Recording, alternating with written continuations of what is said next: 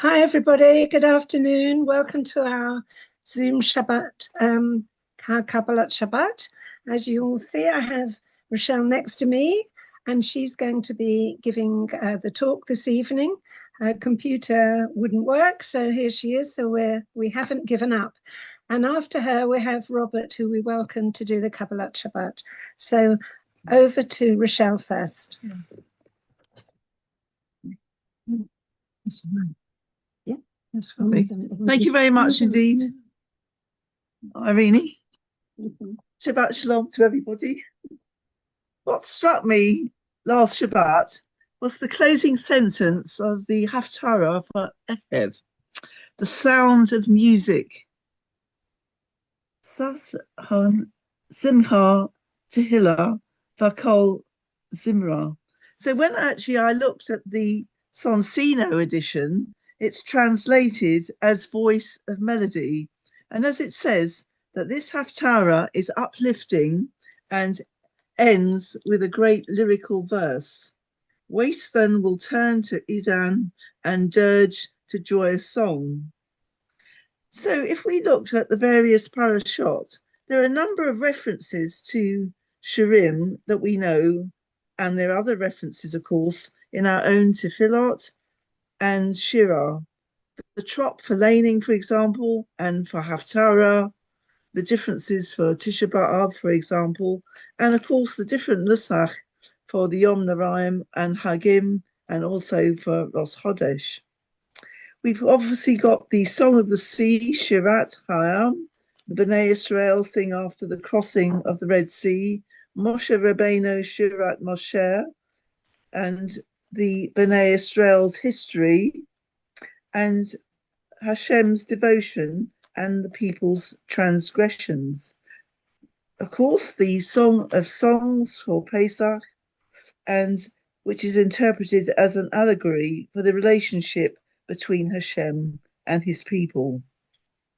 And in Parshat Chukat, it describes a song in the book of the Wars of Hashem, the first since they left Mitzrayim. Of course, the Song of the Well, and Rashi describes this as a listing of miracles that Hashem performed for Bnei Israel.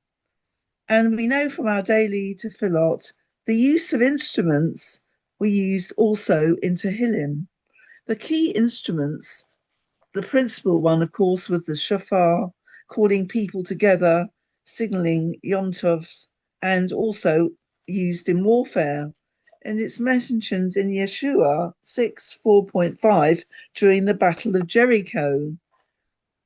Then there's the kinnor, the lyre, a stringed instrument often associated with joy and simcha, and young David played the kinnor to soothe Saul.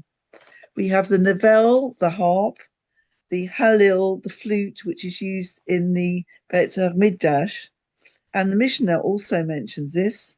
And we have cymbals, which were sometimes used to accompany voices, trumpets, which were used for Yontov, and the timbrel, the tov, a type of drum often associated with women's music and dance. And there was also the yugav, a type of flute, and the panamanim, bells. So there's specific passages in the Chumash, in Bereshis, for example. Jubal played the kinnor and yugav, and Rashi says that he was actually the originator of music. In Bashalach, Miriam uses a timbrel after the crossing of the Red Sea, and all the women went forth with her with drums and danced. In Shmuel, we hear of lyres, harps, timbrels, and cymbals used during the procession of the Ark of the Covenant. And if Divrei Hayamimim, David appoints the Levites to play harps, lyres, and cymbals. And in Bamidbar, we hear of the silver trumpets to be sounded in joyous occasions. There's a much lengthier Parshat, Hitim, Bashala Oshala. When you go to war in your lands against an enemy who oppresses you, you shall sound short blasts of the trumpet, and you shall be recalled before Hashem your God, and you shall be saved from your foes. And of course, as I said, it was used in festivals and new moon in the Rosh Hodesh to sound the trumpets over offerings. Aside from this, we know that musical instruments played a significant part in the tefillot, especially during King David's reign.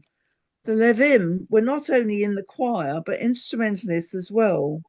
However, after the destruction of the first Beit HaMikdash and then the second, no instruments were used again as a sign of mourning. So we can only wait for the coming of the Mashiach for the third temple and the instruments to be played again.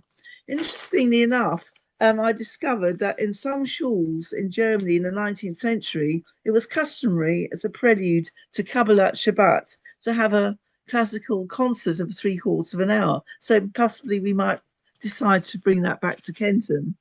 So as a coda, song is always used, with several exceptions, of course, throughout our tefillah, whether weekly on Yom Mimiraim, Chagim, as we reflect on this coming Rosh Chodesh Elul, may our tefillah be filled with the joyous sounds of music. Thank you. Shabbat Shalom. Shakayach. Thank you very much. Thank you so much, Rochelle. That was lovely.